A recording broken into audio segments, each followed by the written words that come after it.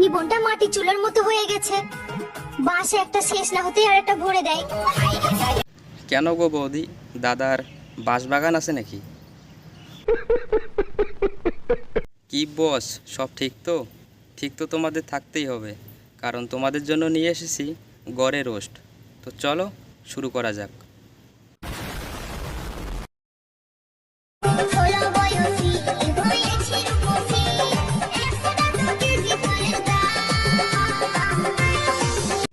দেখে তো মনে হচ্ছে কালো জাম।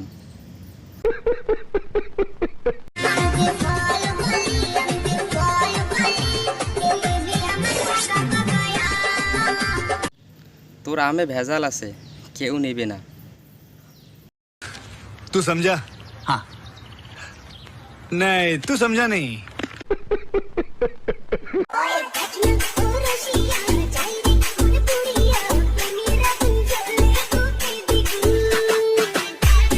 কচি বয়সে ওরকম আগুন জ্বলে, বিয়েটা কর, তারপর দেখবি সংসারে আগুন জ্বলবে।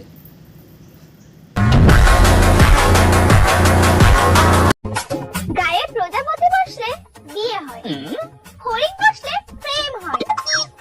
আমার তো গায়ে মশা বসে, এবার কি হবে? তোমায় চুষে খাবে, ইয়ে মানে রক্ত।